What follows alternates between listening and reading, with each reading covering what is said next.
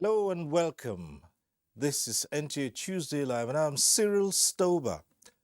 Nigeria operates a decentralized tax system where each level of government is independently responsible for the administration of taxes within its jurisdiction.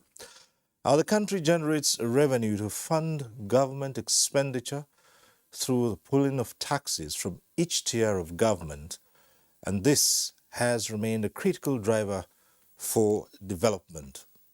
Now, what are the effects of tax reforms and performance by the relevant tax authorities? The benchmark, generated revenue, tax recovery index, and other crimes committed by payees. Tonight, NTA Tuesday Live will deal with issues surrounding this critical sector. But just before we start our discussion, let's get to see this report put together by Benny Adams. Anywhere there is commercial activities, there is the potential to get taxes. Taking a cursory look at tax administration in Nigeria, there used to be a time where the Joint Tax Board, a body of 38 tax collecting agencies, go around states to assess impact of taxpayers' money on projects executed, which in turn encourages voluntary tax compliance. Monthly, I pay my tax, which is being deducted, by the government before my salary comes in as a civil servant. I would say firmly that I'm a taxpayer. Bosede Ebo is a civil servant. She is part of 20% of 41 million Nigerians who pay tax as a result of the fact that tax is deducted before her salary hits her account.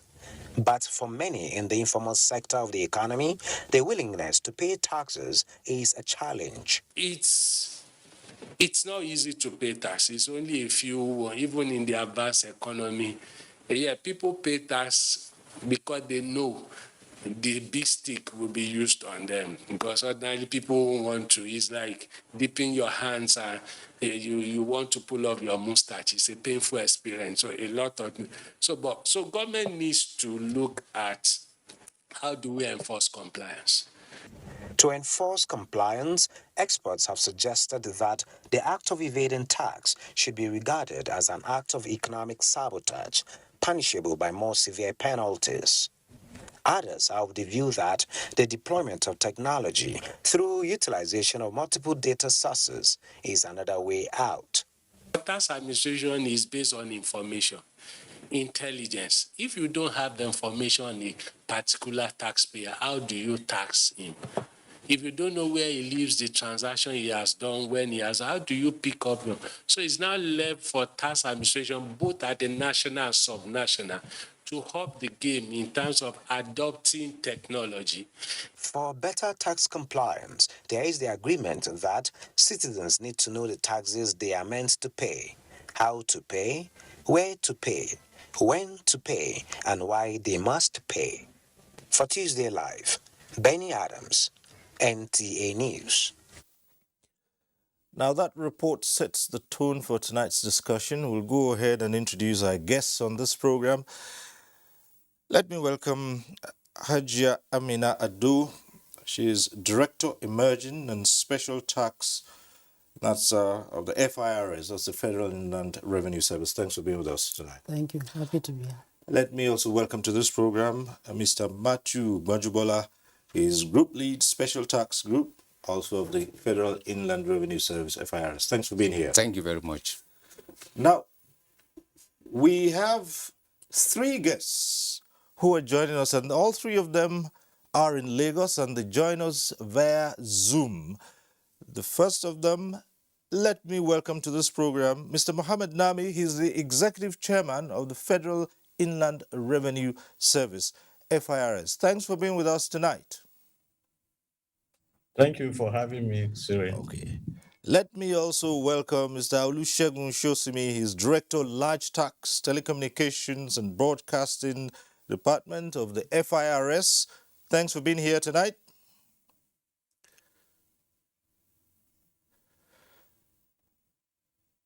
And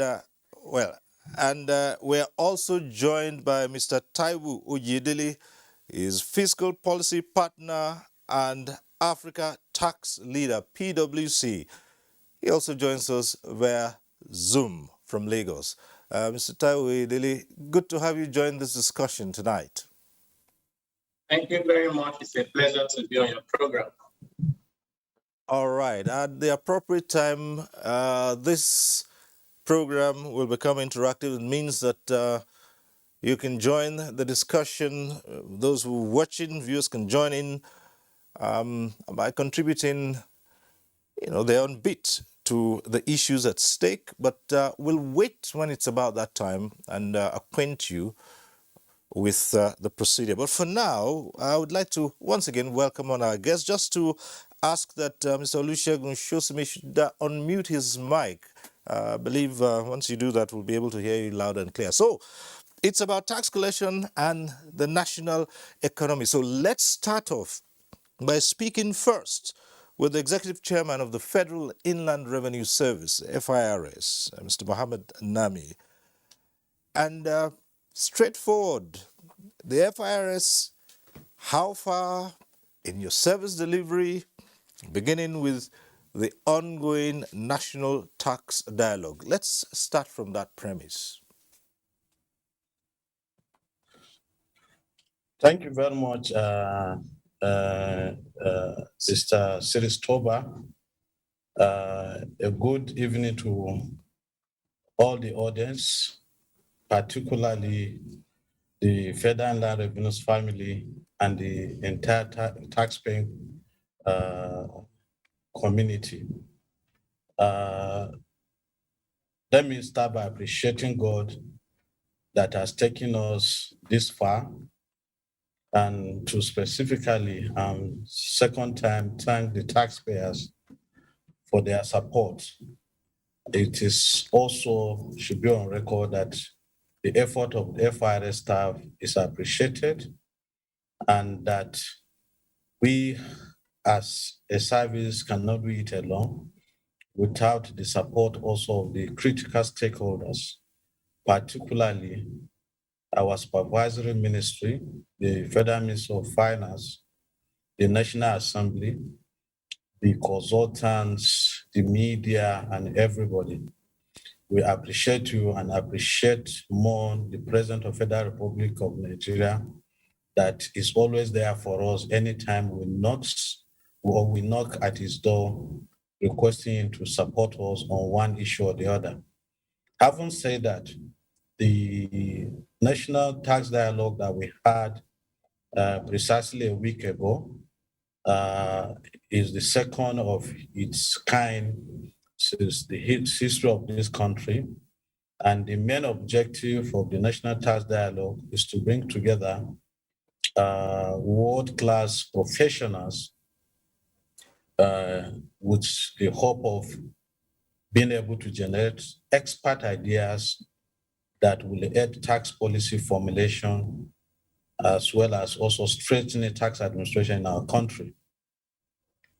We have had two already, and in each of the national tax dialogue, Mr. President was personally there to support us, and contributors were expected, and they did justice to one, examining the role of each level of or arm of government in the Nigerian tax system, with a view to recommending necessary legislative, executive, or administrative actions.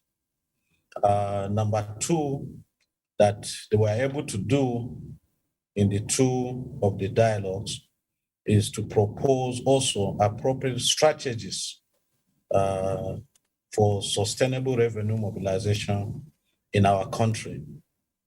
Number three, they were provided opportunity, and they really did justice to that by suggesting updates to the national tax policy implementation document, and advise the government at the center on the need for the government to effectively implement the tax policy document.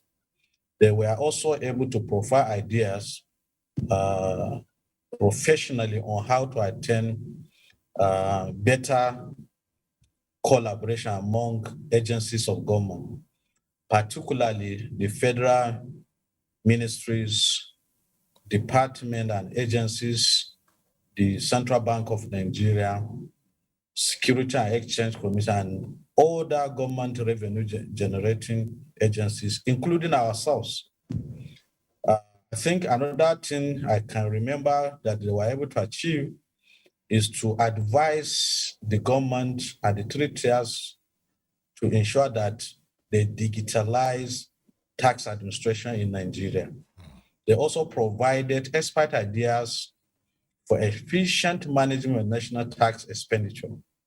And last that I can remember is that they were able to recommend measures that will promote collaboration, particularly as far as information sharing is concerned among revenue generating agencies in order to optimize revenue for the Federation. Okay. Thank you. All right, just to put this clearly for us, what would you say is what's the number of Nigerians captured in the tax net? Well, as it is today, the statistics is still around between 40, 41, 42 million. The reason is the data is not as reliable as we want it to be, but we are working closely with the subnationals, that is the revenue authorities of the 36 states and the FCT making 37, together with the Federal Ministry of Communication and Digital Economy, particularly through the agency that has a lot of data that has to do with both primary and secondary taxpayers in Nigeria, that is Nigeria Identity Management Commission. So with the little we have done with them and the fact that we are still auditing the figures and making sure that we establish the desired data integrity, we are estimating Nigerian taxpayers, the primary tax, using the primary data to be in the region of 41, 42 million. Okay. All right. Thank you so much. For 41, 42 million, well, expectedly, you want to expand that net, but we'll talk about that shortly. Let's go over to Mr. Olusegun Shosimi, who's a Director, Large Tax, Telecommunications and Broadcasting Department, still of the FIRS. And let's get your opening comments on that. First, put in true perspective for us, the question of large tax and how this reflects in the overall operations, and if this translates to a larger percentage of the revenues that the FIRS has been able to collect. Okay, thank you very much, Cyril. The segregation of the tax sector into the large, the medium, and the small is because of the fact that 80% of the contributors to the revenue pools are in the large sector. And those are taxpayers that have 2 billion and above in terms of turnover. We have the less than 2 billion to 500 million in the medium sector. And we have those who are less than 500 million in the small and micro sector. And the majority of those in the large sector are conglomerates. And they have well-structured accounting system and tax system.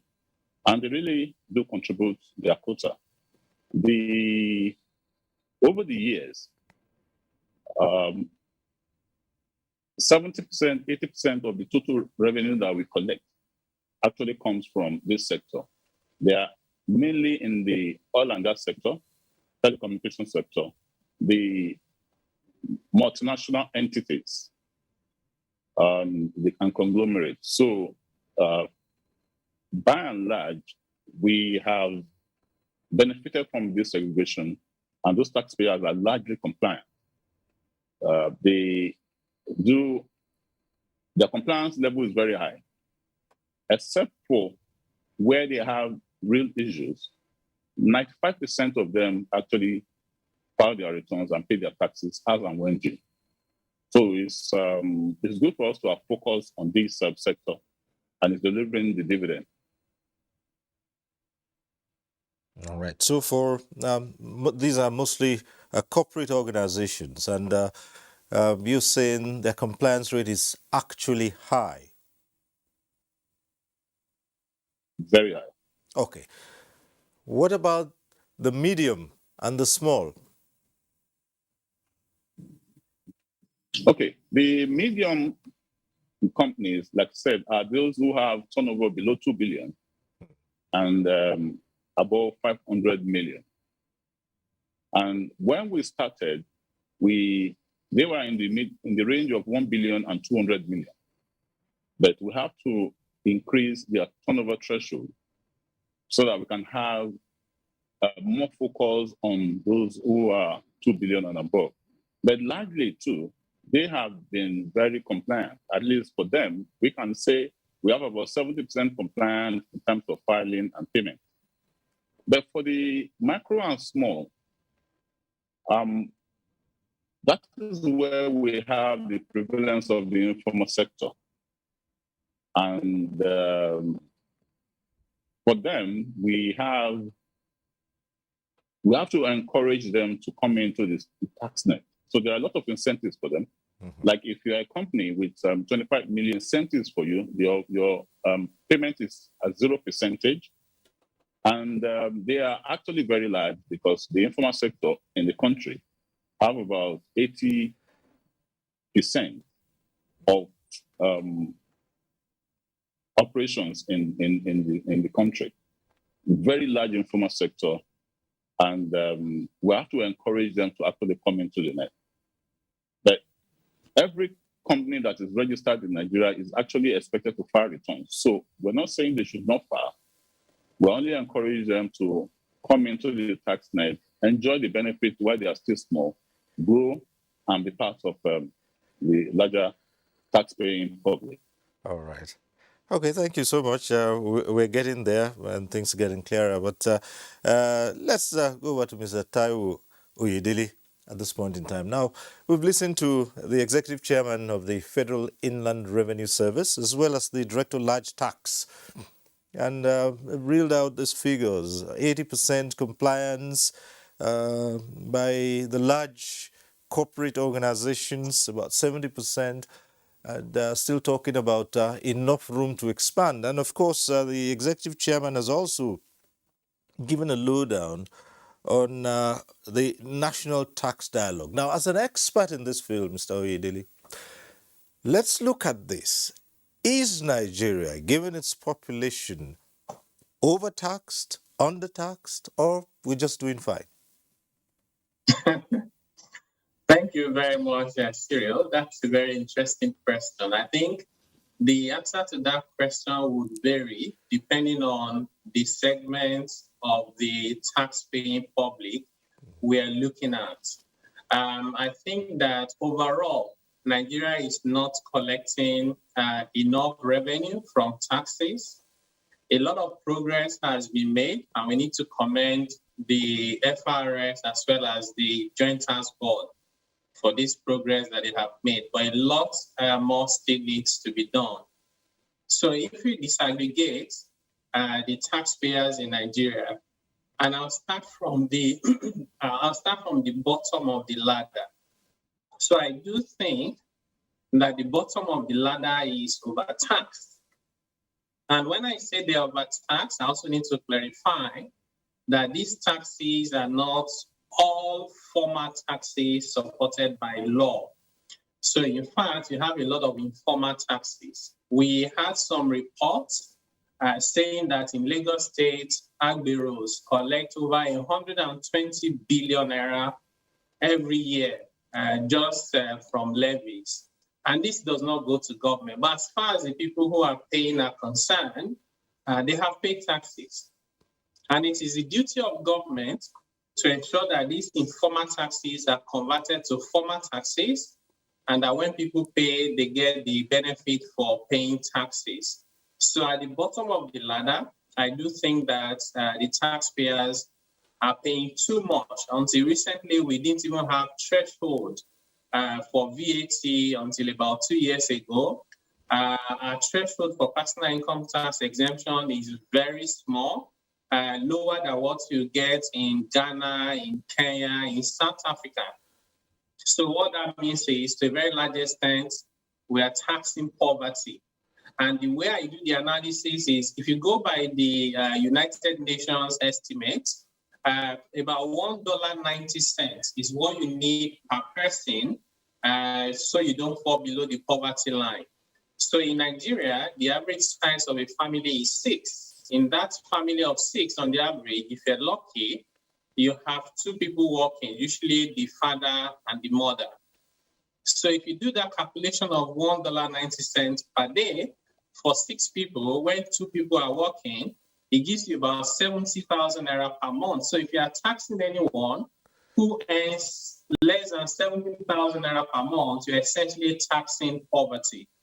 When you move up a little bit to the middle class, to the medium-sized companies, what you find there is, I'll say the taxes are about right. The tax rates in Nigeria are not the highest in the world. Apart from, say, company income tax, personal income tax rate is moderate. VAT is one of the lowest in the world. And then when you go up there to the large ones and the elites, you want to say maybe they are not paying enough, particularly for the individuals, because the personal income tax rate collection to GDP, even for low-income countries, is about 2.1%. In Nigeria, it is 0.5%. So it's not even up to 1/4 of what we should be collecting just from personal income tax alone. And the other dimension to that question is the fact that we do have too many taxes. And this was the main focus of the National Tax Dialogue, to say, how do we harmonize the number of taxes we pay? In addition to that, we have too many agencies trying to collect revenue. What you then find as a result of these too many taxes and too many agencies is that even beyond the taxes that Nigerians pay and companies pay, the cost of compliance is very, very high. And the inefficiency is very, very high. And the leakages are enormous. Such that overall, sometimes you find that many Nigerians and businesses pay so much, but government collects so little. So it's a mixed bag, as I would like to put it. Okay. They pay so much, the government collects very little, which means somewhere along the line, those revenues are bleeding out. But we'll return to you in a short moment. Let me take the conversation to Haji Amina Ado, Director, Emerging and Special Tax of the FIRS. First, people would like to know what the special tax is. Well, emerging might be self-explanatory, but certainly special. Okay, thank you for having me. The special taxes and the emerging are the electronic money transfer levy that we pay, the 15 naira per transfer, and also a very old tax, which is the stamp duty. So it's also under the special tax bracket, and any other new revenue lines that we develop as we move forward in trying to improve the tax to GDP. Right, good. So first thing I'll hold on, like many people who are listening to you, is the old one you talked about, stamp duty. Not so long ago, there was a raging controversy over the stamp duty. How has that been resolved? The National Assembly, by virtue of the Finance Act, has designated FIRS as the sole authority at the federation level to collect the stamp duty. There is a difference between stamp duty and adhesive stamp. So we need to be very clear on that. And the NIPOST is only in charge of producing adhesive stamps. So if FIRS, as per the Finance Act, requires to procure adhesive stamps for the purpose of paying the what we call the flat stamp duty of 15 naira 500, then we can procure those adhesive stamps from NIPOST.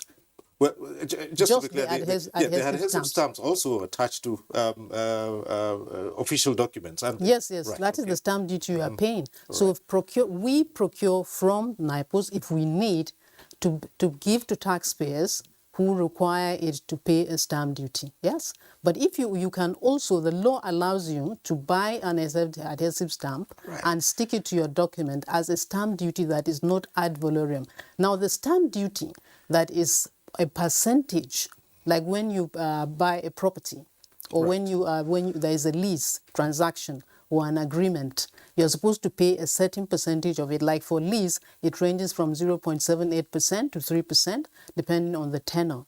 Now that is a stamp duty that is payable to only either FIRS or the relevant tax authority of the state government. And the Finance Act has made this very clear. So FIRS is the only entity at the federation level that is authorized to collect stamp duty from transactions between corporations or between corporations and individuals or between a group of individuals like partnerships. So there's no controversy. The National Assembly has resolved it. Okay. Well, we might just say it has been resolved, but Absolutely. there was one. Yes. I do recall a series of meetings that went on where NIPOST. Now you say, well, if the FIRS requires those adhesive stamps, then it procures them from NIPOST. Yes. Otherwise, parties involved in transactions can go ahead and procure those stamps and stick them on their documents. Yes. Okay. Well, for stamp duty that is supposed to be paid by adhesive stamp, 15 naira 500. Okay. But when you need to pay a stamp duty that is a percentage of the transaction, like a lease or a purchase of a property or a transfer of property, you have to come to FIRS and make sure the duty is properly assessed and you pay it. Or alternatively, you go to the website stampduty.gov.ng and everything is there for you to be able to ascertain the stamp duty and you make your payment. In the matter of leases, especially for landed property, one would be tempted to ask how successful has this been in paying stamp duties on those leases? How compliant have property owners been with that? Yes, if it is a transaction between individuals, then of course it goes to the state government. Right. Yes, but if you want title, good title to your property, you have to pay your stamp duty. Otherwise, you don't have good title, and if you have a dispute and you go to court, it cannot be tendered as evidence. How do you rate the compliance with that? For stamp duty, it's very difficult to talk about compliance because it's the net is practically anybody who has a transaction. Right, but you do know what you see. Where I'm going is that transactions take place, but so many transactions take place. Who is there to pore over those books and make sure those duties are paid? It's more a matter of, when it comes to stamp duty, as I said, it's more a matter of voluntary compliance because it is in the interest of the taxpayer. Remember, if you have a dispute, you buy a piece of land and you have a dispute and you go to court, you cannot tender that document as evidence unless it is stamped. So it is very, very important that the public realizes the importance of paying stamp duty. Okay, which will all bring us back to the question of this drive that's been going on. But we'll raise that. The FIRS has been going around, and driving information on the need for people to be compliant, the civic responsibility. But we'll come to that. Let's first talk to Mr. Matthew Majubola, the group lead, Special Tax Group, and we're expanding the discussion here in the special taxes, right? Yes, thanks very much, Cyril. And I pick it up from where my colleague stopped.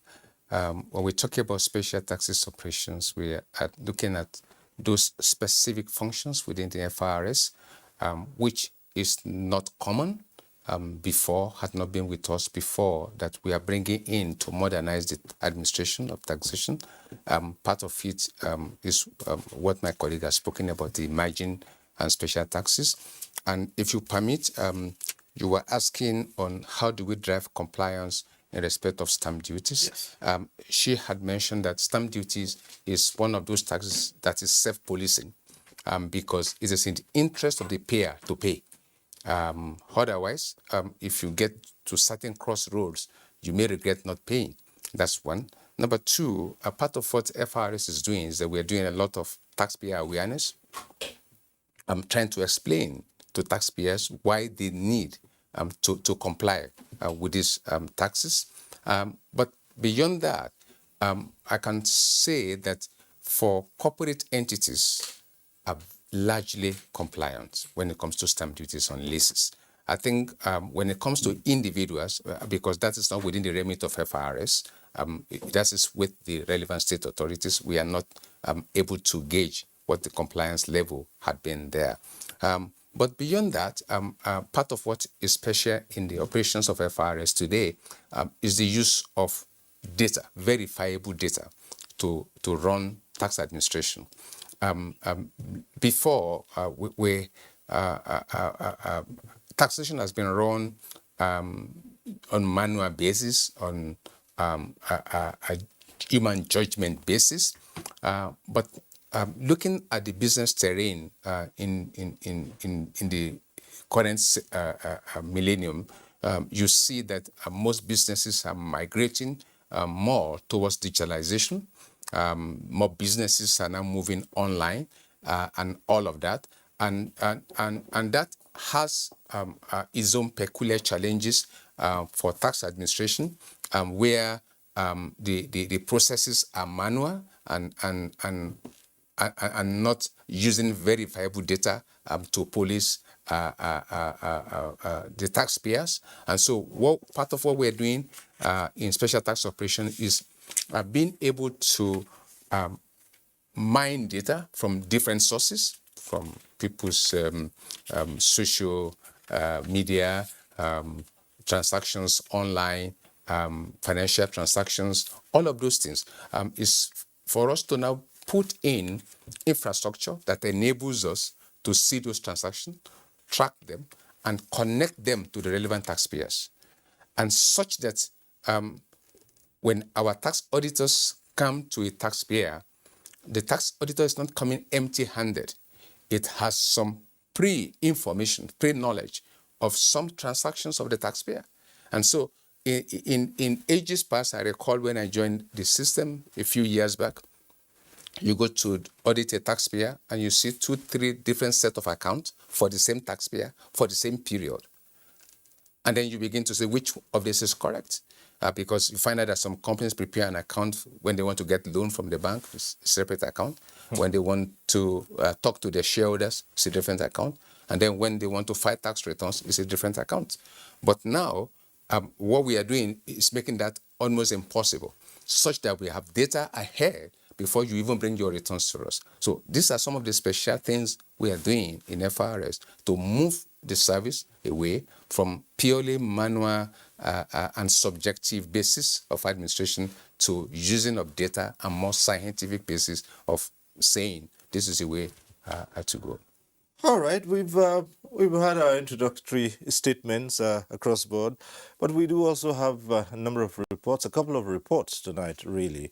And so we'll take our first report on the subject matter tonight. This one is from Lagos.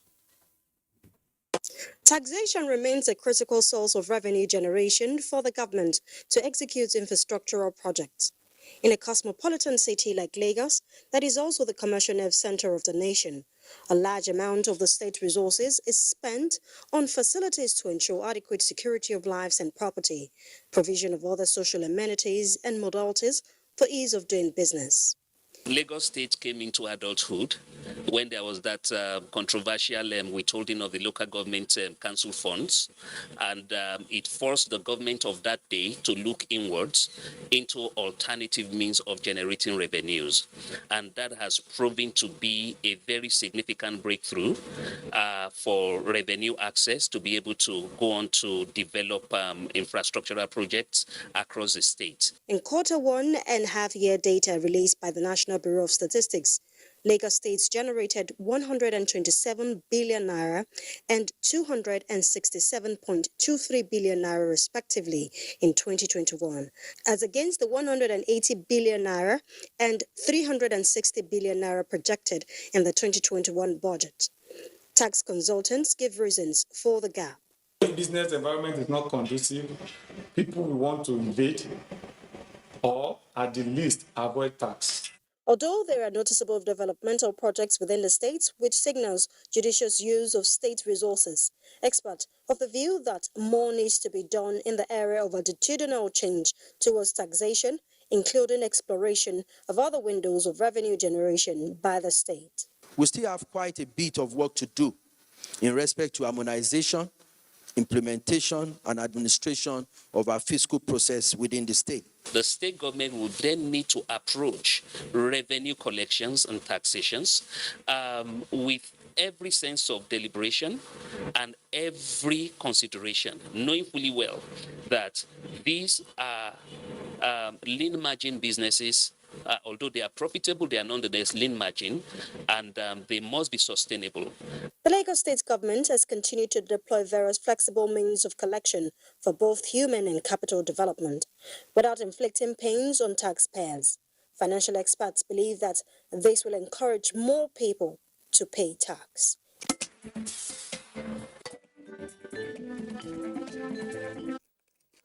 All right, from Lagos, it's on to Kanu, where we have another report coming from. Tax is very fundamental in every nation in the provision of infrastructure, education, transportation for the good of livelihood of the country. Despite being Africa's largest economy, Nigeria is the lowest in tax collection, with GDP ratio at 6% due to public debt, which accounts for over 62% of the revenues collected by government. This predicament, experts say, is very alarming, not only to the federal, but state level as well. So long as we're not able to generate revenue, we're relying solely on the crude oil we have from our cultural economy. We're not likely going to provide for what we needed in terms of reducing poverty, in terms of raising the living condition of people, in terms of being able to produce quality goods. And that is, if you look at our markets now, virtually they are all saturated with foreign goods.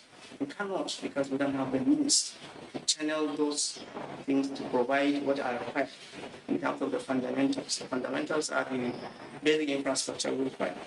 In Kano State, statistics have shown that revenue collection stood at 15 billion naira in 2021, but poor tax compliance and political economy made it non-realizable. You will find a situation whereby the tax officers will be able to do well. To do well in terms of probably apprehending certain people or certain businesses that they have to pay X and Y. But at the end of the day, the government may come over the door and now relax those things, asking them to allow them or to take 20% of that, 30% of that. Okay, we know the cases of all these communication companies. We know the cases of some banks, okay, and some institutions and some organizations. And some organizations were equally belonging to government officials. They used to become untouchables. Experts believe that for tax system to be vibrant, public awareness or regulations has to be reviewed and tax-based expansion to play its roles.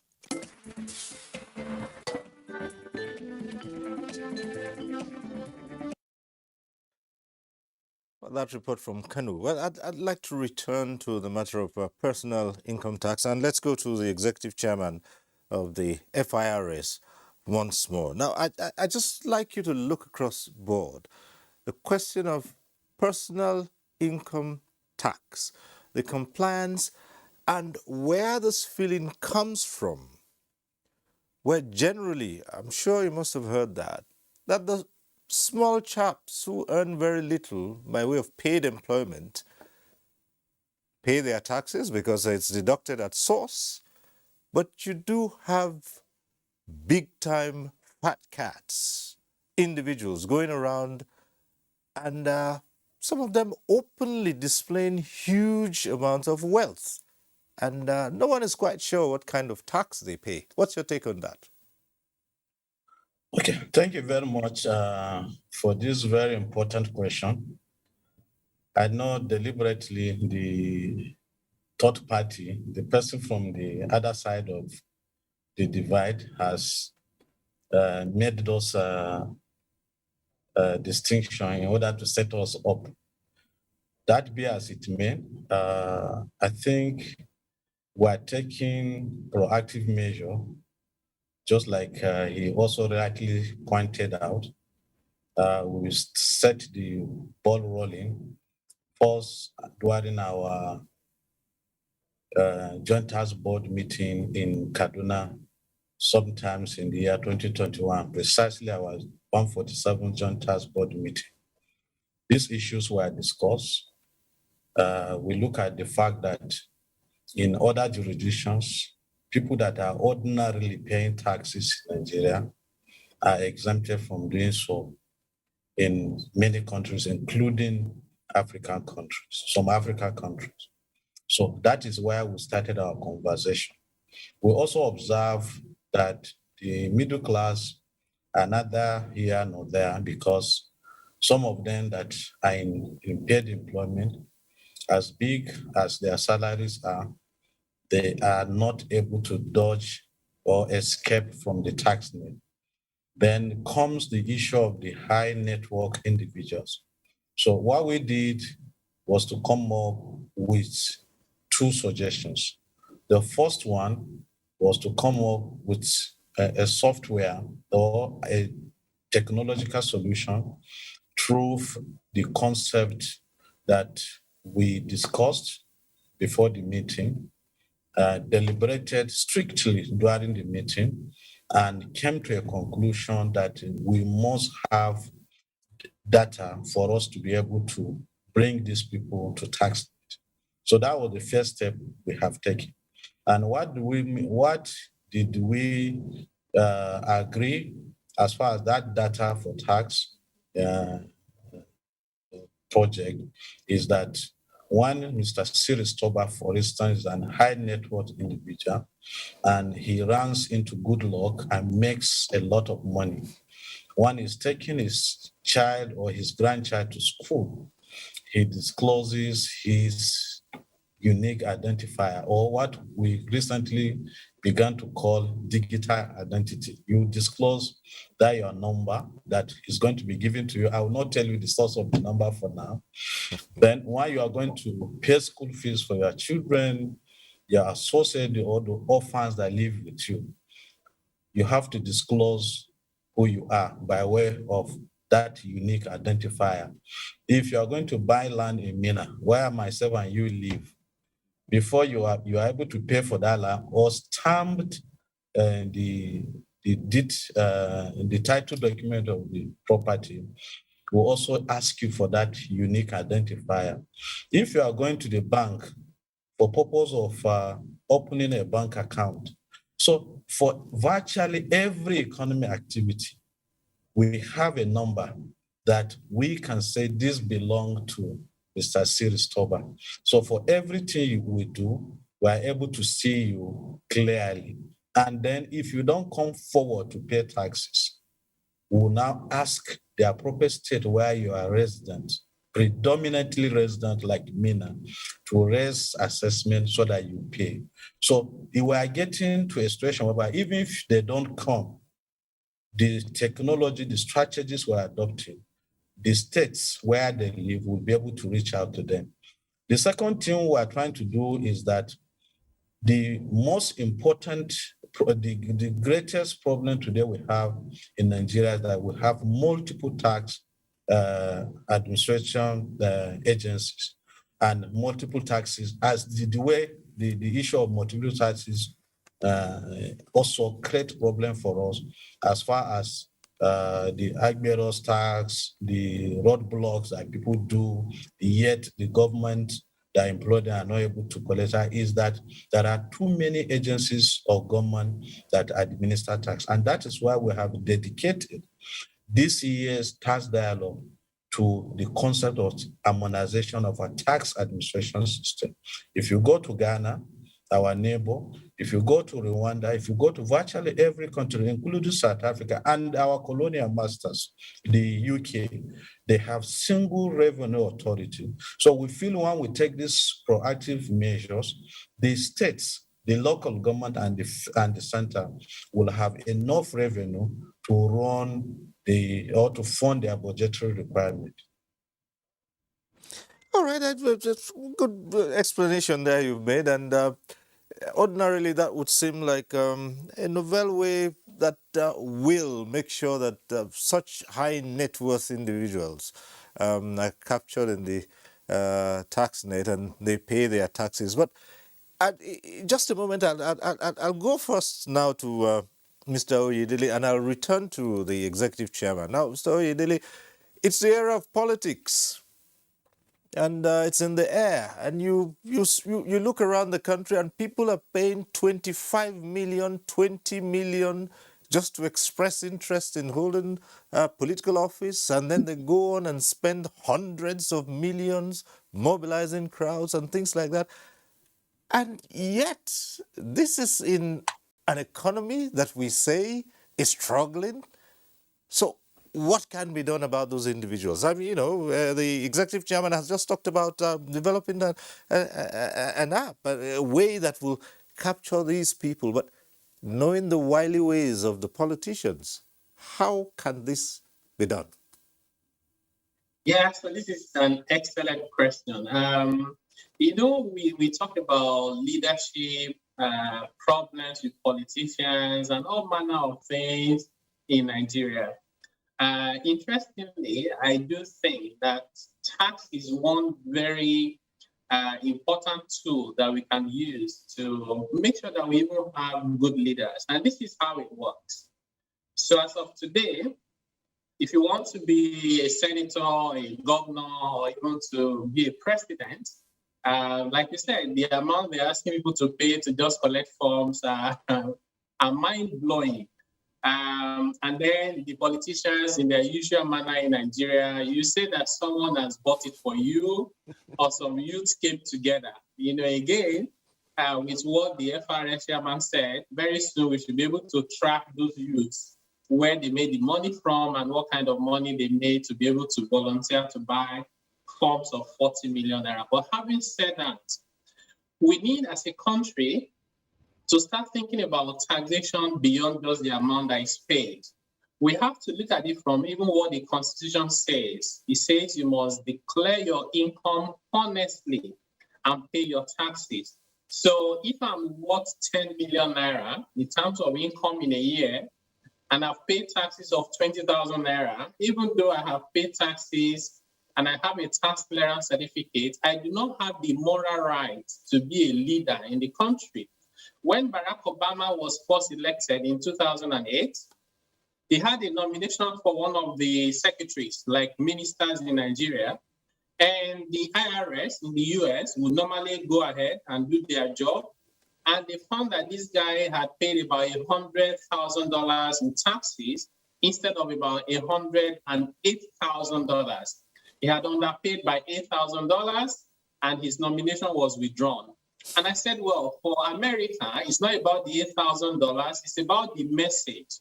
So what you find in Nigeria is a lot of our politicians are not even tax compliant. In fact, I have to tell you that the Auditor General for the Federation, in one of the audits done a few years ago, discovered that even the National Assembly was not even remitting the PAYE they were deducting on their staff. The good thing about ensuring that everybody pays the right amount of tax, especially when you want to hold political office, is that it takes decent people, it takes people of character to be able to declare faithfully their income and pay the right amount of taxes. And if we just focus on this particular point, we'll begin to clean up our political system so that the right people will lead our country, and therefore we'll begin to see development beyond even generation of tax revenue. Okay, so I let's say we'd go back to the executive chairman of FIRS and the question of pay as you earn. And that's another part of it. Deducted, not remitted. How have you coped with that?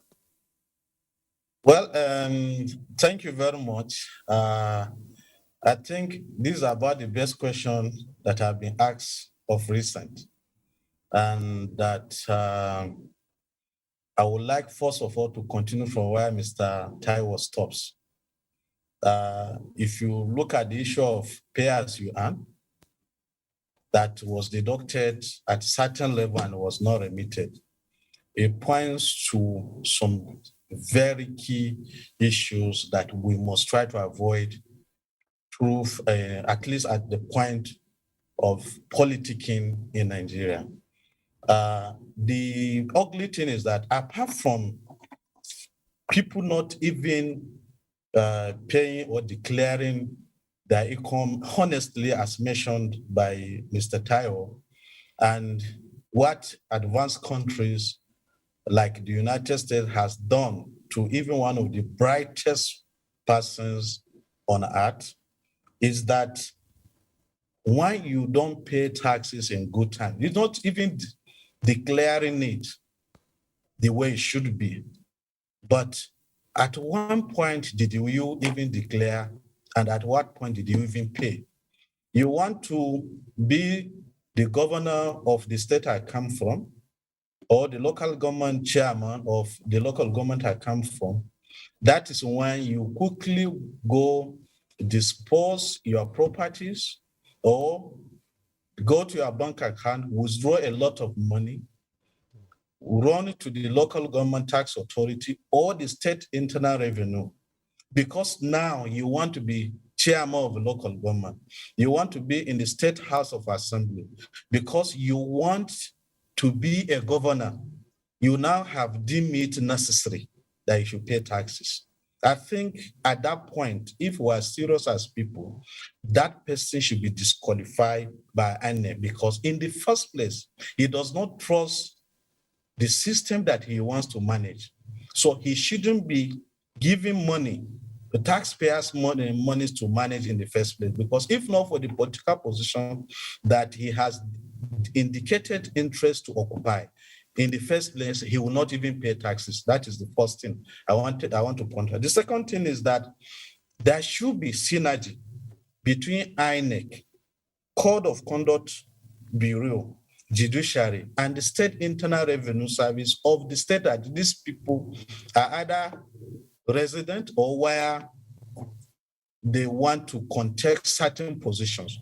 This has become necessary because INEC in Nigeria should be in a position not to clear people to contest elections, provided they've not paid these taxes in good time. And the judiciary too should help the system in such a manner that you hear somebody who has declared 10 million as his total income in a year, go somewhere to buy from, just like Mr. Taiwo said, 40 million worth. There is already a gap there. Secondly, that person will now go ahead after election as governor and fill Code of Conduct Bureau form and say that he's worth 50 billion naira. Somebody who has just declared income of 10 million naira as the total income earned by him is now telling Nigerians that he is equally worth well over 50 billion naira. So these are issues that judiciary should close their eyes and take critical decisions. These guys are not supposed to be in positions of power. Even if they win election, they cannot be trusted, because what they are just indirectly telling you as citizens of Federal Republic of Nigeria is that they have come in poor, but this is where they want to get to when they are leaving office. It's just a typical way of estimating their worth at the end of the position, at the end of the tenure or the positions that they are occupying. I think my take is that INEC, Code of Conduct, Judiciary, and the State Internal Revenue Service need to do something about this. Okay, let me bring in Mr. Shosimi, who's Director of Large Tax, Telecommunications and Broadcasting Department. And this also has generated a lot of debate among Nigerians, particularly the telecommunications companies. Now, earlier on you said the large corporate organizations are up to 80% compliant. But I want to zero in on telecommunications companies per se. Many Nigerians would say to you that they're paying so high for services that are not the best from these companies. And yet these companies are seen to have huge resources. A lot of it, sometimes, if they're not indigenous companies, those huge funds are repatriated somehow. But then Nigerians would also question, what is the tax compliance of these companies and what kind of tax do they pay? I'm saying this specifically because this is what you hear. The public complains a lot about how they're exploited by these companies and how no one seems to know if they really pay taxes commensurate with what they make from the consumers. Okay, thank you very much. My earlier statement is about the fact that they are largely compliant. And the compliance and adequacy are two different issues. So what we do in terms of the adequacy is to do a lot of audit, specialized audit and investigation of their activities. But we have identified their revenue streams. And we also identify everyone that works in that along their value chain. So it's difficult to actually say that the telecommunications companies don't pay. They cannot remit taxes outside the country without being monitored. The issue about their the taxes they pay companies income tax at the rate of 30% of their taxable profits. And they pay value-added tax on their services. When they sell their assets, there's a capital gain tax that they pay. And companies in that sector really don't enjoy incentives. They're not in the pioneer net. So what we need to do is monitor their revenue stream and make sure that when we go for our audit, we have sufficient information to be able to make sure that their taxes are adequate. Telecommunication companies there are not so many in the country. There are large ones, like we have the major telecommunication companies. There are just like 4 of them, the major telecommunication companies. Then that's the GSM companies. Then we have the ones that provide infrastructure. Meanwhile, when they started, it is the same GSM companies that were running their infrastructure. It's by their investment that they now have other companies that are running the infrastructure services. So we've been able to categorize them. We have those who provide internet service, and we know really what their revenue streams are: voice, data, etc., etc. So they hardly can hide. They don't have anywhere to hide. However, whether their taxes are adequate is a secondary issue, but that they're not compliant. Mind you, big companies paid a lot of money to obtain the license to operate. So it's something that we also have to take into consideration because it involves a lot of revenue, capital outlay. And everybody goes into business, you invest your capital outlay and you want to recoup. So we give into their capital expenditure, we give into their operating expenditure, but we need to be sure that those expenses are fully, exclusively, necessarily incurred before we grant. But what they pay for companies' income tax is 30% of their total profit after we've allowed all their annual capital and operating expenses. But by and large, they are compliant. I can say that. What we have also done is to do specialize, the way we specialize the operations, we also specialize their audits. So we have people who really understand their operations to go into their system to check their activities.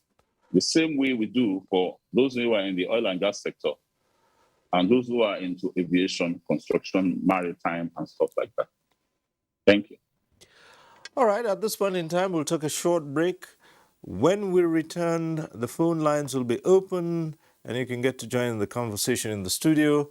And we'll be back with many more issues bordering on taxation, the Nigerian economy, and other related matters. Stay with us on NTA Tuesday Live. We'll be back shortly.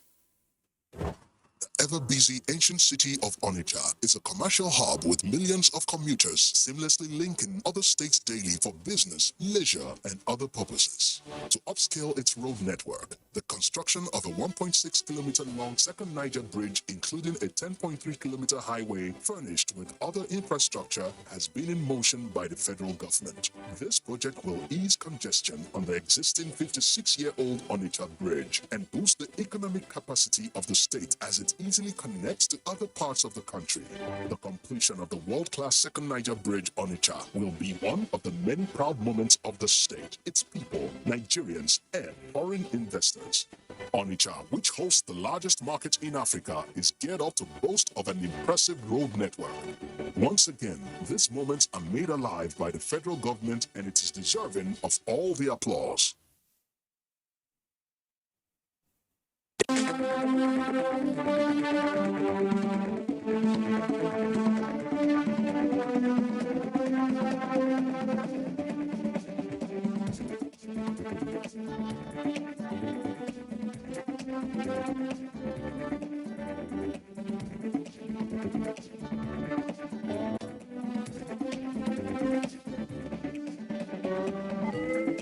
NTA Tuesday Live, a network issue-oriented innovation talk show. Thanks for staying with us. At this time, the phone lines are open. The numbers will be on your screen. You can take advantage of those numbers and call in. However, we say this every Tuesday. If you do call in and your call gets through to the studio, remember to turn down the volume of your TV set. That's the way to avoid the hurlback or the echo. And we also encourage you to go straight to the point. Do not bother about the greetings. Hello, a mere hello is enough. Go straight to the point. Keep your questions or comments as brief as possible so that others can get on the platform and also air their views. Whatever issues you raise, our guests will take them on and comment on them as well. So here we are with Tuesday Live. It's about tax collection, the national economy, and even as I speak, I hear that the phones are already ringing and there's a caller online, except we're trying to get through to the caller, and in a moment or two, we'll be linking up. Yes, we have anyone on the line immediately? All right. Okay, so we'll get those calls coming through. But back here in the studio, let me come back to Ajay Amina Adu, Director Emerging and Special Tax. We've talked about the question of the old taxes and then resolving the issue of stamp duties, and so expanding the matter of these special areas. The world has changed drastically. It's a digital world. And so the FIRS expectedly also has changed. And I like to dwell more on this question of the digital economy, tracking so many transactions that go to ensure that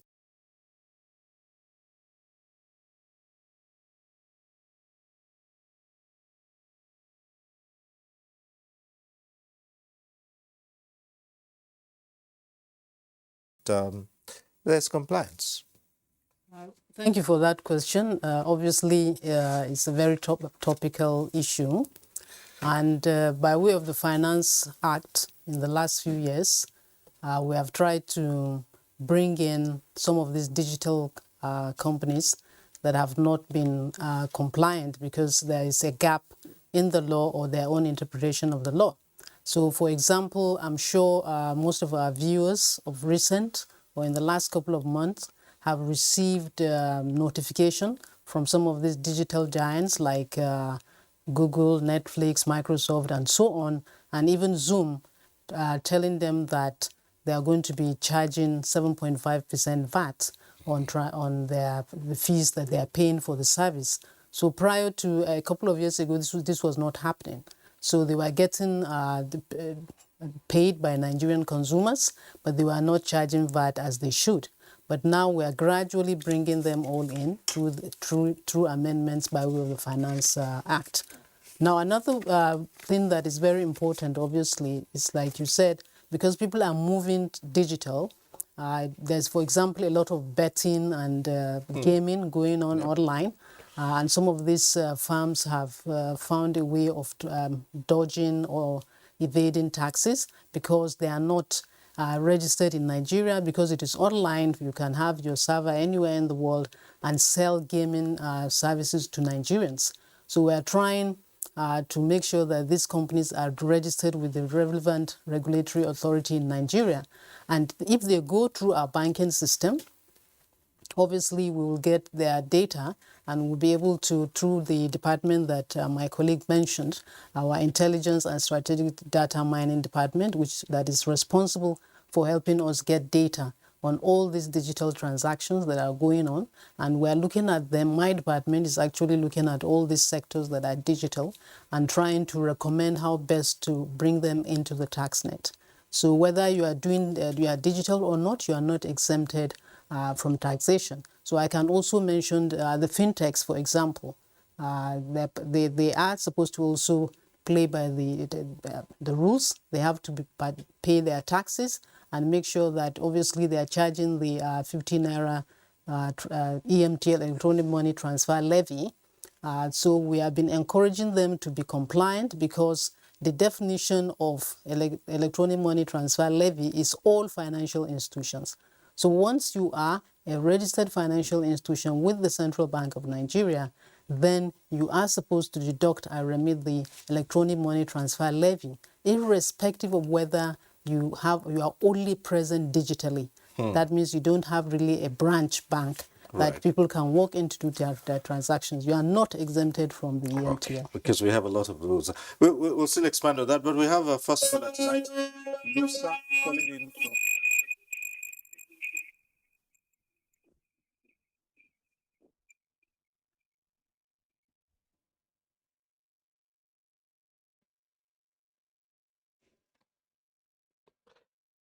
Hello, Nosa, go ahead.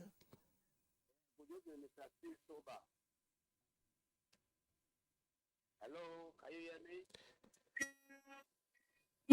Hello? Yes, turn down the volume of your TV so we would avoid the whole back. Go ahead once you've done that. Yeah, Mr. Tituba, I'm very happy today that I can connect to the national television. Yeah, I'm grateful that the chairman,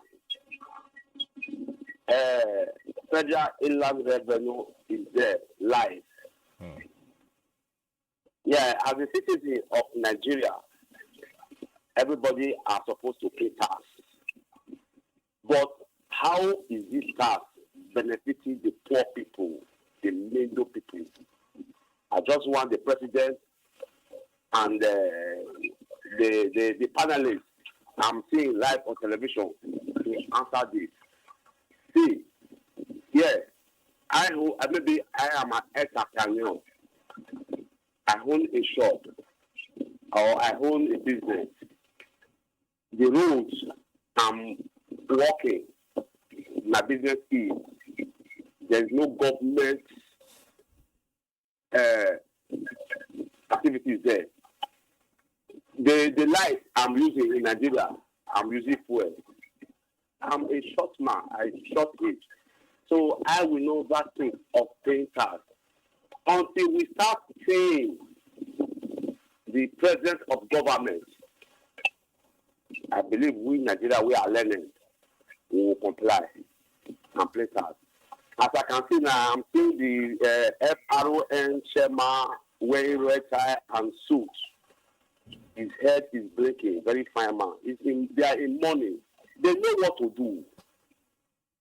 when they started making us Nigeria happy, I believe Nigeria will have we told their budget too tough. All right. Thank you. All right. Thank you very much, Nusa from Benin. It's a straightforward question to the executive chairman of the FIRS. And easily put, Nusa is asking, why should he pay taxes? What's the benefit?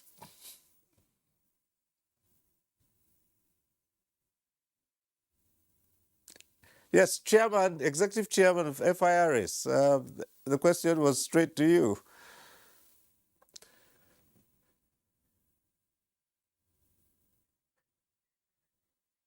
Okay.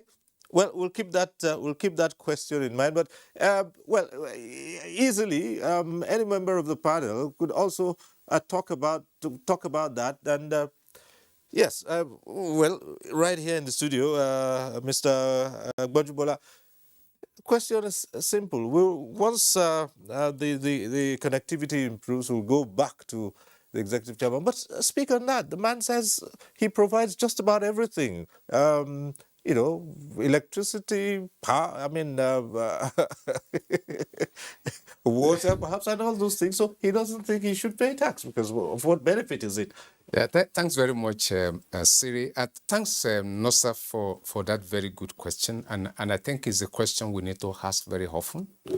And I'm going to look at it from two major angles. Number one, very, very factual. We don't have all the infrastructure that we desire as a nation. Not all our roads are paved. We struggle with electricity a lot. We don't have enough potable water for every town, villages in Nigeria. That's the fact. It's also a fact that not many countries in the world has been able to provide all of this to its citizens. All right. That is one angle. The second angle to look at it is we also need to demand from our leaders to be accountable to us. And most often we are not able to make this demand, but because we ourselves are not playing our own part right. Okay. For those who are paying taxes, it is very painful to pay tax, and therefore you want to see the use of that money. But if you are not doing your part, the moral right standing to ask for accountability is not there. Okay. We'll go back to the phones. We have Nicholas who's calling in from Rivers. Hello, Nicholas. Are you there? Go ahead. Hello. Yes, go ahead. Hello. Hello, Nicholas. Go on. You're on. Thank you, Presenter Tuesday Live. And all those tax experts we are watching them this evening. Yes, thank you, Tuesday Live, Presenter Tuesday Live. And all the presenters, all the researchers.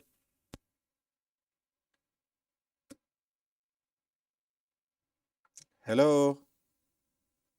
Jose? Okay, Nicholas, just try and call back in. And this is exactly what I was saying.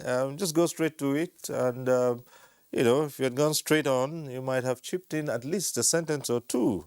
Okay, so don't waste time on the greetings. Just hello and go right ahead. Let's return to the issue. Well, I think the connectivity is improved now, so we can get back to the executive chairman of the FIRS.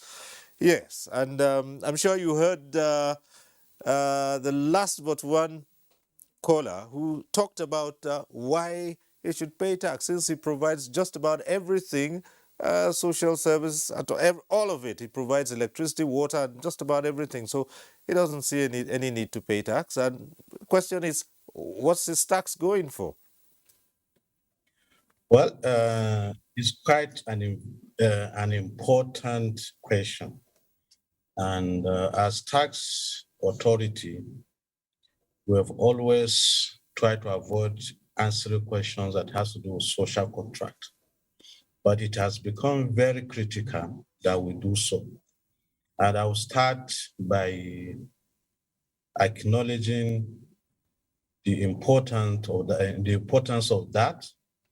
And I will start by advising the executive that when the local government tax authorities, when the state tax authorities and the one at center where we work generate money, they should be in the position to give taxpayers value for their money. I think I've laid a foundation for our discussion. The second thing I will tell Nigerians or say to Mr. Nosa is that he should not give up. There is always an opportunity like this that you'll be able to talk, and you are provided with certain statistics so that you appreciate that it pays to pay taxes. Why do we say that? We all travel by road. The roads may not likely to be the best that you want, but those critical infrastructures like roads, hospitals, and schools are built over time with taxpayers' money. One, the education tax, for instance, paid by taxpayers in Nigeria, the proceeds from it is used by government to fund tertiary education in Nigeria, including the provision of lecture theater that your son, your daughter, your brother or sister, or your relations in the villages that you come from receive lectures in schools. We're talking about also the hostel that I and you use when we were students. They were all built with proceeds of taxation, and they continue to be built using education tax that people pay through their profits annually. What about the auditoriums that you use for purpose of seminars in the education sector? The libraries and laboratories in colleges of education nationwide, the polytechnics everywhere in Nigeria. Then go to the second item, which is health sector. All over Nigeria, government at the center continue to construct federal medical centers in the nooks and crannies of this country. It is not as if governments wake up to see this money. It is the deposit you made through tax payment that government is using to building these medical centers, employing doctors to work there, employing nurses, providing drugs for the sick, the beds, all the infrastructure you see, the teaching hospitals that you see in the university, other critical healthcare intervention. Then let's go to the third one, transportation sector, railway, mass transit programs, the airport, the seaport are built using taxpayers' money. Let's come to the fourth item, the security. Funding of the Nigerian police, the army, the navy, the air force, so that they're able to provide security to our lives and properties of citizens of the Federal Republic is being done using taxpayers' money. Go back to agriculture. There are funds all over there for farming and agriculture-related research, including provision of agri-loan and support, irrigation schemes that are built in the villages, in the local government that we come from, in the state that we live. Then come to other aspect of it, the basic amenities you use. Yes, there's not the kind of water you need in the village or the place you live. There is electricity, infrastructures being built. But why we continue to have issues of light is partially because the electricity is generated, distributed, but people are not able to pay. Myself and yourself, Nosa, were born into a country where everything we were born into a country where electricity and petrol is almost free for our citizens. Okay. Imagine a stretch whereby today, petrol, PMS, the price of crude oil is over $100 US per barrel. Yet Nigerians want the petrol, the PMS sold to them at 165 naira per liter. This was the price when this product was $28, $30 per barrel. Today is over 100. It makes it doesn't make sense for somebody to buy a product at 30 naira, move it out of Nigeria, refine, and return to you at 165 naira per liter. Okay. When he's exporting this thing for $100 plus, you still expect him to sell it to you at the same price. This is just the issue in Nigeria. If we pay these utilities, there will be light. If we pay for this, for the infrastructures will be there. Okay, perhaps we'll expand the conversation to include the other part of it, which should generally be good governance, even when the people perform their civic responsibilities and pay, and good governance will provide the facilities. But we'll return to you, Chairman. Let me take this call coming from Kanu. Kabiru is calling in. Hello, Kabiru. Hello, sir. Yes, go ahead. It's about telecommunication I want to talk about.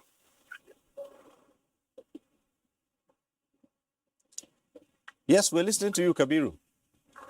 Telecommunication about data. Right. What about telecommunications? Yeah?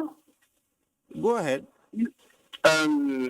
This Blue MTN and Ultra, whenever you maybe like get data from them, maybe they promise maybe like a month, but doesn't let. Hello? Unfortunately, Kabir, your line isn't very clear. So we're finding it difficult to get you. If you can just try to call in again. Yeah, the service, the network is not very clear at this point in time, Kabir. But I will encourage you to call in again, and perhaps it will be a bit clearer. So the lines are still open, but let me come to a matter that has also been hotly debated, and that's the question of value-added tax. First, a lot of Nigerians were not pleased when this went up, and many would say to you that when they look at their bills, when they go in to make purchases, and they see value-added tax on it, just about everything is being taxed, and already it's a society that's paying so much for everything. So the question of increased VAT, I know that some people have said, no, Nigeria is still, the VAT is still among the lowest in the world. But again, the question is, why do we compare all the time with societies where certain things, certain parameters are not comparable to what, obtains in this country? So, Mr. Oyedele, let's hear you on this matter of VAT. Yeah, thank you very much. So indeed, VAT rates in Nigeria is at 7.5%, one of the lowest in the world, not only just in Africa. But we also need to put it in context, and I like the way you already are trying to lay the foundation for this conversation on VAT.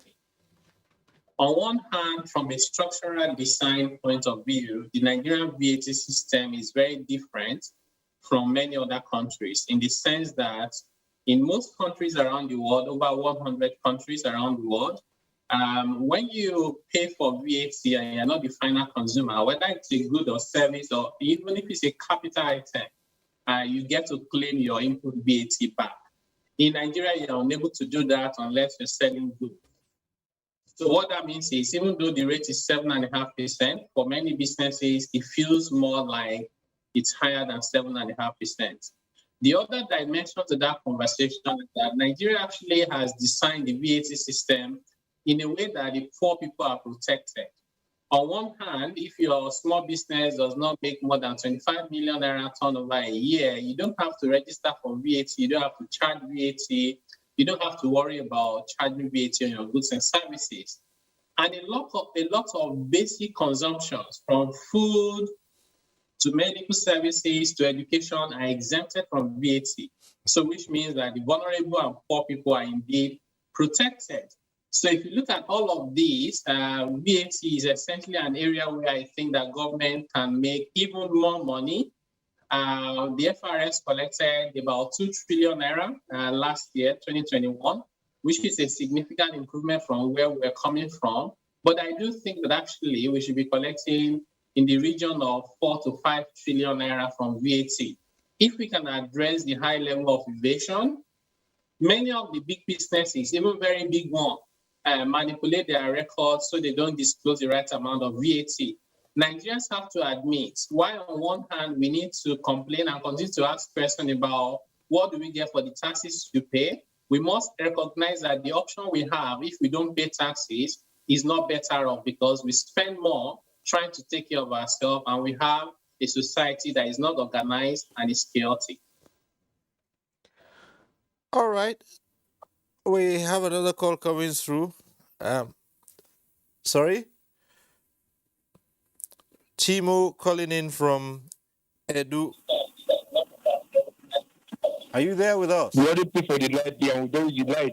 And I'm aware that the tax economic, even though they want to provide work, they provide work in another people in our state. If you want to collect people, they'll be calling people in those states. And there is no water, there is no anything, there is no any economic in this side, in our side, in Akoko Edo side. So they only collect light bills, and we only see a light in one day in a month. All right. They will be collecting our light bill, collecting money, they will not see a light. Okay. So that is the problem we have in this. Okay, well, Timo from Edu, yes, these things are happening. We're hoping you relate it to the taxes that you pay.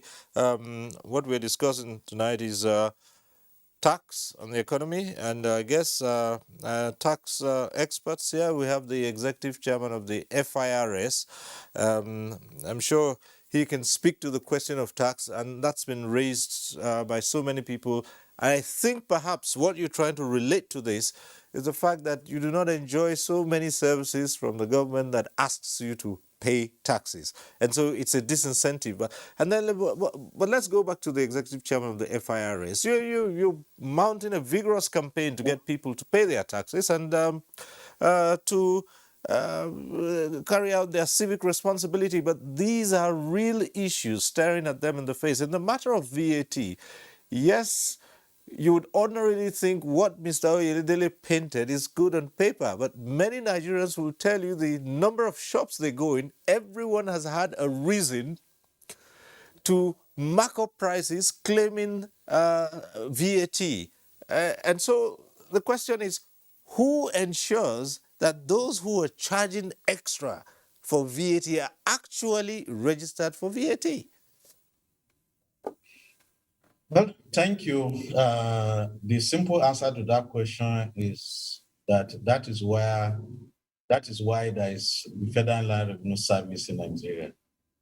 It is our responsibility to making sure that the deposit made through these shops, this organized private sector, are remitted to the coffers of government so that government is able to use it for purpose of providing critical infrastructure and social amenities to the citizens. All over the world, people or the citizens pay for their own civilization. In Nigeria, you go to the airport when you travel. Some of us that don't travel regularly, we don't know what really is going on. But you see people moving from this part of the world to other countries for holiday and to do some, and for even medical service. But the bottom line is that where they go to, these things do not come about for free. There are certain people or the citizens of those countries pay for them. From the personal income tax that people pay, that people go to the authorities to declare honestly, to the indirect taxes like the value-added tax. So the bottom line is that value-added tax is an indirect tax that is very easy for the revenue authorities like us to collect, but provided the agents are honest. So the citizens continue to deposit this money at the point of every purchase they make at in the supermarket, the services that they enjoy, whether online or physically, for doing one thing or the other. But the bottom line now is for the agents that we have appointed to remit this as an and that takes us back to the issue of technology. The technology we are deploying is to make sure that every kobo that is deposited through this agent of VAT is remitted to the appropriate tax account of the Federal Inland Revenue CBN. So we're doing everything possible to make sure that we automate the entire sector and to ensure that as transactions happen, we are starting that what is it called? The conversation around that already, but we have one small challenge, which is the issue of the law. When you transact a business today, 5th of April, and you have paid 10,000 to a shop, the law says the shop should not remit until the 21st of the month that follow that transaction. So if the owner of the shop runs into problem or probably issues of liquidity, some of them use the money to trade. And in the course of doing that, when they run into bad law, they end up not even remitting the money at all. So these are things that we intend doing when we get to a situation whereby we deploy technology and the law gives us the power to take this VAT automatically. I think most of these problems will be solved. All right. Back to the phones. We have one of our regular callers on this program, Ada, calling in from Jos. Good evening, Ada. Go ahead. Yeah, hello, Cyril. Good. I discussant. It's Ada calling from Jos Plateau State. I don't know. I heard so much about this tax on carbonated drinks, and then what we were told was that the government is doing it for our health. Let me tell you something. This tax on carbonated drinks, in my opinion, is not about that is the condition of our health and what have you. Let government go and fix our primary health centers and our hospitals and provide us with a robust health insurance scheme. The tax on carbonated drinks is more of raising more income for government. If the companies are overtaxed, it might even lead to some of them closing down and relocating to other African countries where there's a favorable business climate. This will lead to further unemployment. There are zero sugar content drinks world over, so Nigeria is not different. Then again, the issue of double taxation. It's unfortunate that most times we are taxed, experience double taxation due to bad governance and high cost of governance. Those at the helm are not ready to make sacrifices. Every sacrifice is pushed to the citizen, a development which I must say will meet a brick wall sometime someday. I just hope the government of the day will go back to the drawing board and accept the way tax are collected in Nigeria. God bless you. Let's not give up on this country. Thank you very much, Ada. Well, we'll return to the executive chairman of the FIRS. Carbonated drinks, the new tax. And, well, you heard Ada saying she disagrees that this is about health. We'll expand that once we hear your take on this. And so many Nigerians have expressed reservations about it. So let's hear you explain this carbonated drinks, this new tax that's coming. Thank you, Ada from Jos.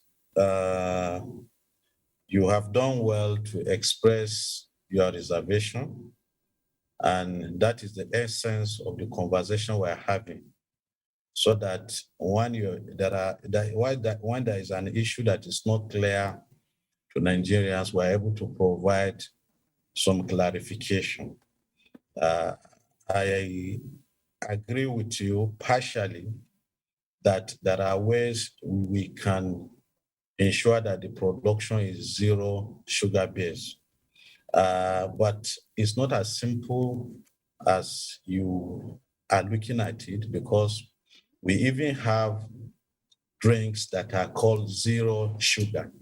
But by the time you consume them, without even testing, you do know that there are sugar in those drinks. So what government has done using this carbonate tax on sugar is to ensure that they are able to support the citizens.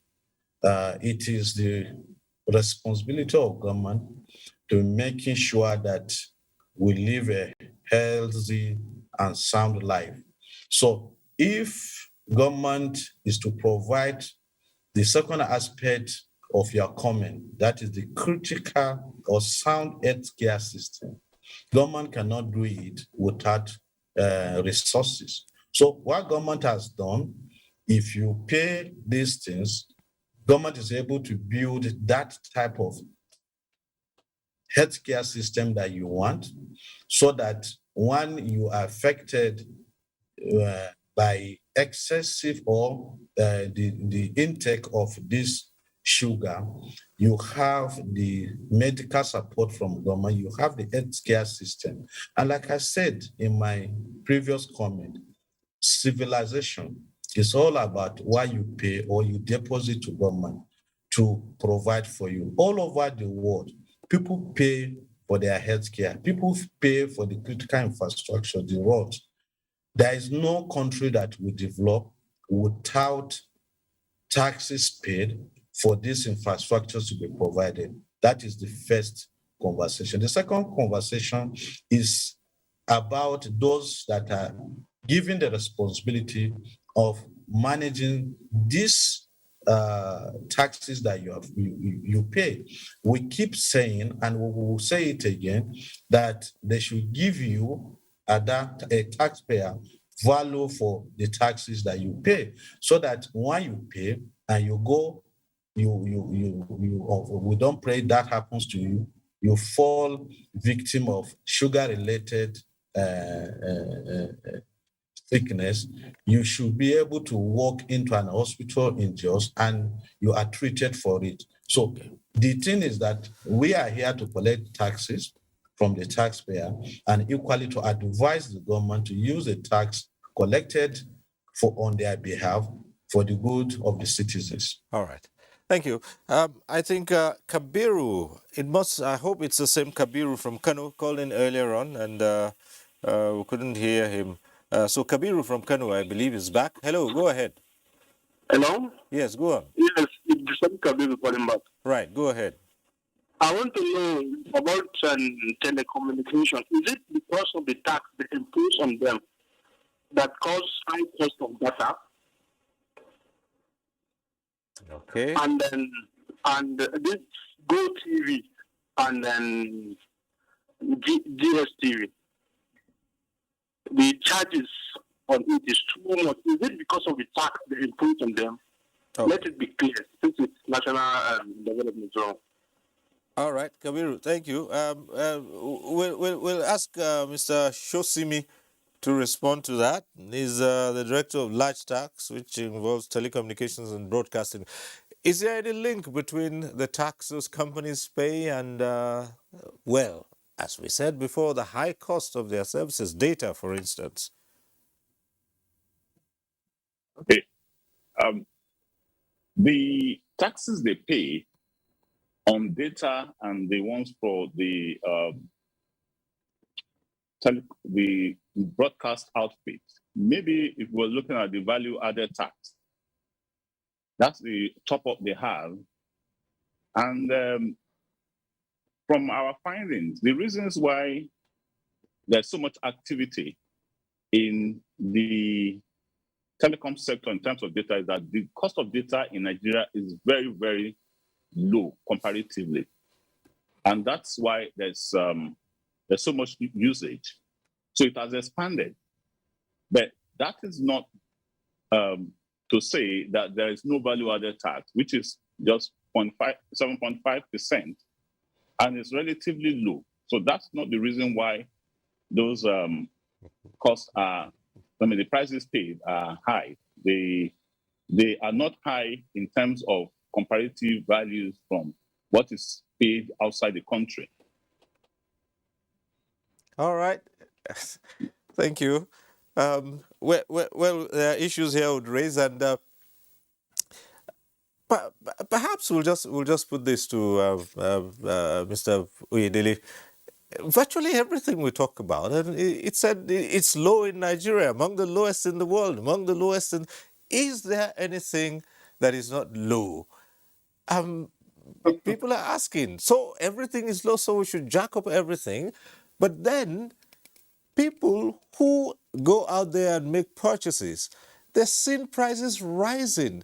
Multiple taxation is another issue. You go through taking some goods from Kano to Lagos. By the time you get to Lagos, you've paid all kinds of levies. Like you mentioned, some of them are not formal, taxes, informal levies from local government, states, and all of that. And yet, the buying public is asked to pay more and to pay tax because virtually everything is said to be the lowest in Africa and the lowest in the world. How do you reconcile that? Yes, very good question. I think it's an important conversation about how do we reconcile that. You're right. This is something that you hear often. Our VAT is one of the lowest in the world. Our personal income tax rate is not very high, and so on and so forth. But low in itself is relative.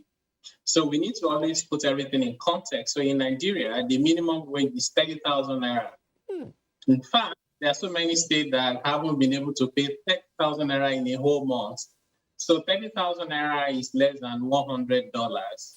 So if we are saying that everything is low in Nigeria and we're comparing it with countries where the minimum wage is maybe 30,000 naira equivalent in 2 days, we're not comparing apple and apple, we're comparing apples and mangoes. So our people, vast majority of our people, I think we have some data around 80 to 90 million are living in poverty. So when people are living in poverty, everything is high, everything is expensive, even when it's only 1,000 naira, because they can't afford it. It's about affordability. So some data by the World Economic Forum says that Nigerian household spend about 60-something% of their household income on food alone. Now, if you disaggregate it, the poorer people spend somewhere around 80 to 120% of their household income on food. In other words, there are so many households where they have to borrow to be able to get the food that they eat, and they don't eat 3 square meals a day. So for these people, even if you ask them to pay 1 naira tax, they cannot afford it because they don't have it. So what we have to do is, as we discuss about our tax rates being one of the lowest in the world, we have to ensure that everybody who needs to pay is paying, number one. Number two, we have to ensure that government is using that money they collect from the people to take care of the people in a very efficient and judicious manner, and they should be accountable to us without some wasteful spending and wrong priority of expenditure. And number three is to actually ensure that in all of this, we ensure that there's prosperity for our people. So if the minimum wage in Nigeria today is no longer 30,000, but it's 200,000 naira, I think less people will complain about paying taxes. The more you can afford, the more your ability to pay. Many of our young people who gain, visa lottery or relocation abroad to the UK, to the US, they will go and give testimony in church, in mosque, but you know how much they pay. They pay 40, 50% in personal income tax.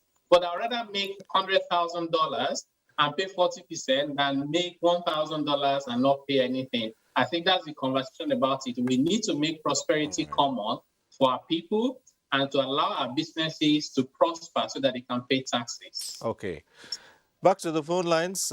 Saad calling in from Abuja. Well, this perhaps might be last caller tonight. Saad from Abuja. Hello. Good evening, Cyril Stover. Good evening. I'm very happy to read you this time around.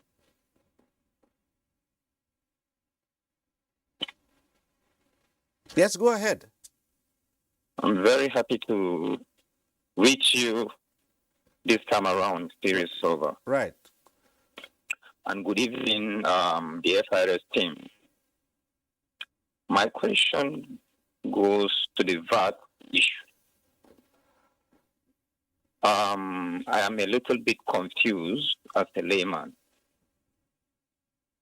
My question is this: if I am aware that for small scale industry or micro businesses, you begin to charge VAT when your turnover is 25 million.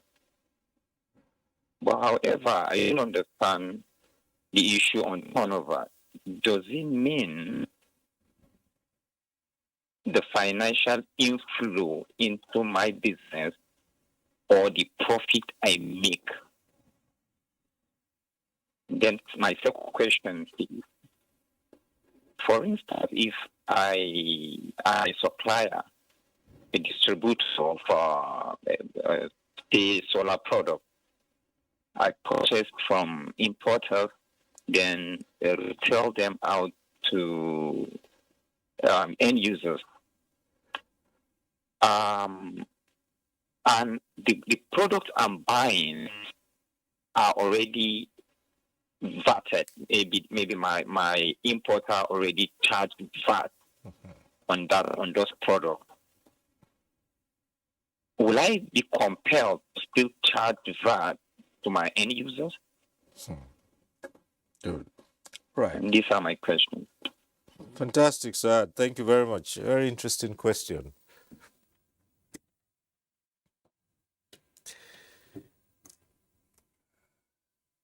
Yes.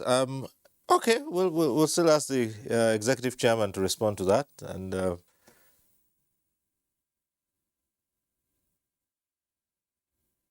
okay. All right.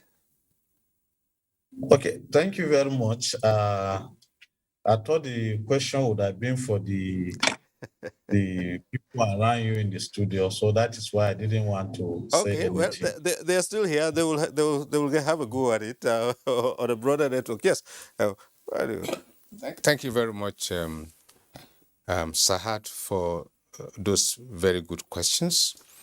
You want to know what is the base of the 25 million, whether it is the income or the profit. Straight answer, it is the income. When you sell or provide service to your customers, the money that you are paid, when you add them up and they are up to 25 million, then you have to charge VAT and remit in 1 year. But if it is less than 25 million in 1 year, then you are exempt. Second question is, in case your supplier or the importer had paid VAT, are you still required to charge VAT? Yes. Once you cross the minimum threshold of 25 million of income received from selling your products or providing your services, then you must charge. And this is the way it works. And that is why VAT is called, has what is called the input-output mechanism built into it. And so if you permit, I just use a very simple example. Assuming I have bought some goods from Cyril, and Cyril has charged VAT, and I'm to sell to my own customers. When I'm selling to my customers, I am required to charge VAT. Albeit, the VAT that I collect from my customers, I am allowed to offset the VAT I had paid to Cyril. It is only the difference that I am supposed to pay to the FIRS. As that's what we call the input-output mechanism, and that is the way it works. Thanks very much. All right, thank you very much. And as we begin to wind down, I'll go back to the executive chairman of the FIRS. Two issues here that we need to clarify on. Yes, for most people, we expect that the bigger fish would pay more so that the smaller fish can be taken care of. So who is exempt? Shouldn't there be a segment of society that shouldn't be paying taxes? For instance, personal income tax and all that. So who are those who are protected? Well, thank you very much. Interestingly, personal income tax in Nigeria, by the principles of taxation, it is a progressive tax system. A situation whereby Mr. Siri probably gets salary than more salary, get paid by entering more than I get paid in FIS. That would Mr. be the day. I do. So that is just the simple example of a progressive tax system. So the higher you pay, the more the higher you earn, the more you pay as personal income tax. I think we are not there yet. Just like Mr. Taiwo has rightly pointed out before, the threshold is that if you are somebody who earns minimum income in Nigeria today, you are exempted from paying personal income tax. So that if your monthly income is not more than 30,000, the aggregate of it, because you should not collect a 30,000 naira salary in one employment, probably you are somehow doing another part-time job or somehow engaged in another business and earning money. It is going to be the aggregate of the two or the three sources of revenue you have. But if the only thing you have, probably you are a security man in a particular organization, by the time you are done, you've done 12 hours or probably a shift, and you go home, you needed to go and rest and come back another 12 hours time. If your income is 30,000, you are not supposed to pay personal income tax. But anything above that, you are expected to declare it, and relevant taxes are paid. Then when it comes to the company income tax or the value-added tax, we also have been discussing issues surrounding small, medium, small and micro enterprises, that their aggregate income, I'm not trying to say one income, the aggregate from January to December at the end of a particular calendar year is less than 25 or exactly 25 million. That company will only file returns, but it is not expected to pay company income tax. That person is also expected to file value-added tax returns, but there will not be liability due from the company. Then one we have to look at it from sector perspective. If you are somebody who is into farming, let's assume we have our farm in Mina, that we go to farm. Be it even a mechanized farm where we have over 20 what do you call this tractor that we use for land, for cultivating our land. The moment we get probably at 1,000 tons of rice, for instance, in as much as that rice is not processed for resale, you have not added any value. The moment you just pack it in its natural form, you do not pay value-added tax. And there are so many incentives also in the agriculture sector, some as high as 7 years today. Even if you make beautiful turnover, you don't even pay company income tax. So these are the issues, and the exemption list for both direct and indirect taxes are there on our website for people to see. Thank you. Thank you very much, Mr. Mohammed Nami, Executive Chairman, Federal Inland Revenue Service, who joined us via Zoom from Lagos. We thank you so much for your contributions. Let me also thank Mr. Olusegun Shosimi, Director, Large Tax, Telecommunications and Broadcasting Department of the FIRS.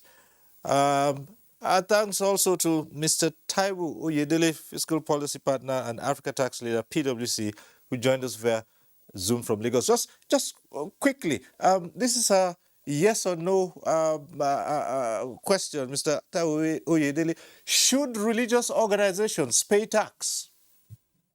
Yes, 100%. Good. Thank you very much. Thank you.